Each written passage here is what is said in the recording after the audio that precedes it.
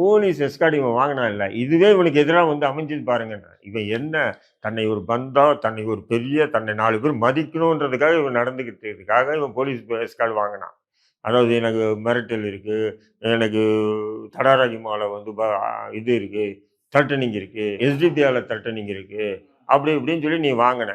கடைசியா அவனுங்களே வச்சானுங்க ஆப்பு. இப்போ என்னன்னா இவனுங்க வந்து 1 நாள் 2 நாள் இல்லை, பல வருடமா வந்து கஞ்சால கூட வந்து ஓஜின்னுவாங்க, ஒரிஜினல் கஞ்சா. அந்த கஞ்சா விற்பனையினுடைய வியாபாரிகள் இவங்க. இப்ராஹிமும் அவனுடைய மகனும் மொத்த வியாபாரம் பண்றது இவனுங்க. அப்புறம் வந்து மெத்தபட்டினுடைய வியாபாரிகள். இப்போ வந்து கஞ்சா மட்டும் அங்கே பிடிப்படல, மெத்தபட்டினும் பிடிச்சிருக்கு.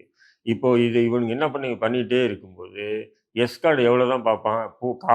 காவல்துறை தான். அவன் நண்பனா இருக்கட்டும், சொந்தக்காரனா இருக்கட்டும். அவங்க நேரம் வரும்போது காட்டிடுவானா இல்லையா?